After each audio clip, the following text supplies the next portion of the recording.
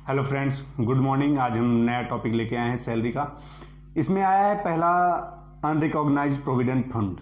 आज का पहला टॉपिक है unrecognised provident fund. Unrecognised provident fund क्या होता है इसके बारे में बताते हैं। ऐसा फंड जो अनरिकॉग्नाइज्ड हो उसे अनरिकॉग्नाइज्ड फंड कहते हैं। जैसे और इसमें अगर एम्प्लॉय का कंट्रीब्यूशन है और एम्प्लॉयर का कंट्रीब्यूशन और इंटरेस्ट मिला के जो होता है वो आता है, उसको बोलते हैं अनरिकॉग्नाइज्ड प्रोविडेंट फंड। तो अनरिकॉग्नाइज्ड प्रोविडेंट फंड में एम्प्लॉय के टैक्स कैसे कैलकुलेट करेंगे, इसके टैक्सेबल और एग्जम्पशन अमाउंट।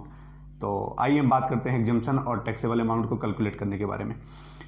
तो पहला है, अगर एम्प्लॉय का कंट्रीब्यूशन है और एम्प्लॉयर का कंट्रीब्यूशन और इंटरेस्ट, इन तीनों का क्या ट्रीटमेंट होता है, आइए उसके बारे में हम जानते हैं। पहला है, जैसे आया एम्प्लॉय का कंट्रीब्यूशन। एम्प्लॉय के कंट्रीब्यूशन को हम करेंगे इग्नोर, और जो एम्प्लॉयर का कंट्रीब्यूशन होता है अंडर अनरिकॉग्नाइज्ड प्रोविडेंट फंड के लिए वो एग्जम्प्ट होता है, और जो इंटरेस्ट होता है वो भी एग्जम्प्ट होता है under the unrecognised provident fund में।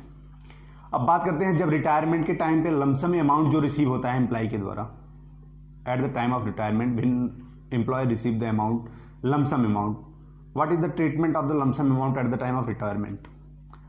तो रिटायरमेंट के टाइम पे होता है, जैसे एम्प्लॉय का कंट्रीब्यूशन है उसको हम कर देंगे इग्नोर, और जो interest on employees contribution, employ के कंट्रीब्यूशन पे जो इंटरेस्ट होगा वो टैक्सेबल होगा under the head of the income from other sources. ठीक है, अब बात करते हैं एम्प्लॉयर के कंट्रीब्यूशन के बारे में। तो एम्प्लॉयर के कंट्रीब्यूशन में होता है, जैसे एम्प्लॉयर कंट्रीब्यूट कर रहा है अनरिकॉग्नाइज्ड प्रोविडेंट फंड में, ठीक है, तो वो जो इनकम जितना उसका कंट्रीब्यूशन अमाउंट है वो, और जो इंटरेस्ट आ रहा है उसके कंट्रीब्यूशन पे, वो दोनों टैक्सेबल होंगे under the head of salary. Okay, तो अनरिकॉग्नाइज्ड प्रोविडेंट फंड का एक बार और देखते हैं। अनरिकॉग्नाइज्ड प्रोविडेंट फंड में एम्प्लॉय के सैलरी इग्नोर कर देंगे, इंटरेस्ट जो आया उसको एग्जम्प्ट कर देंगे, और जो एम्प्लॉयर का कंट्रीब्यूशन होता है उसको भी एग्जम्प्ट कर देंगे।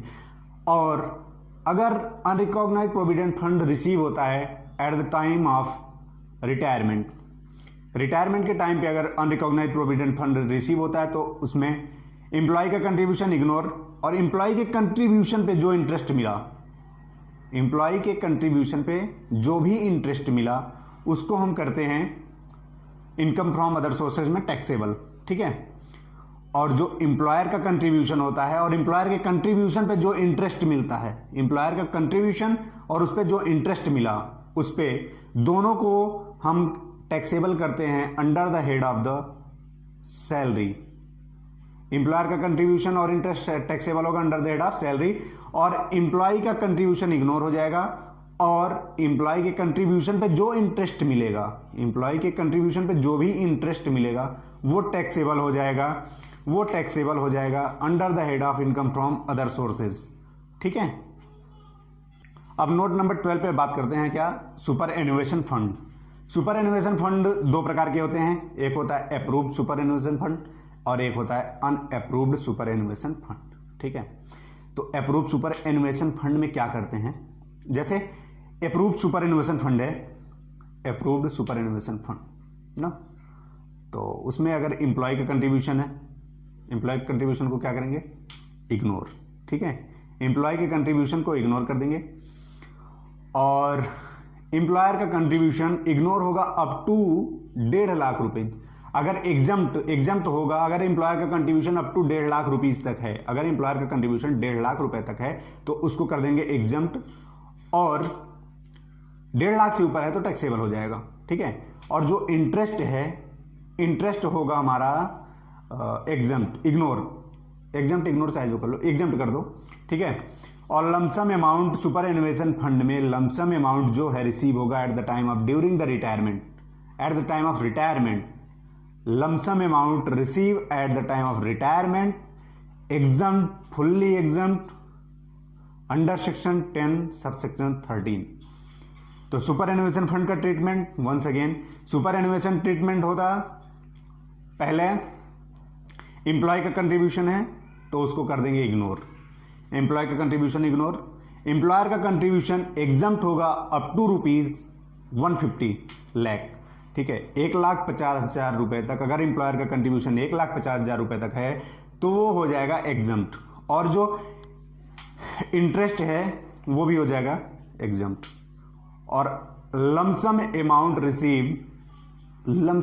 रिसीव हो रहा है eight the time of retirement, वो फुल्ली एग्जम्प्ट हो जाएगा अंडर सेक्शन 10 सबसेक्शन 13 के अंदर, ठीक है। अब दूसरा आता है सुपर एनुएशन फंड में unapproved superannuation fund.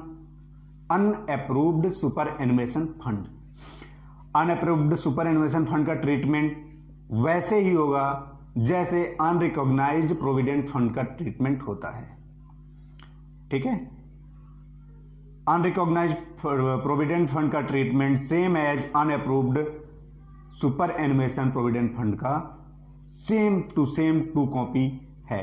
Okay, आज के लिए इस वीडियो में बस इतना ही। अगर आपको अच्छा लगे तो please like share and subscribe.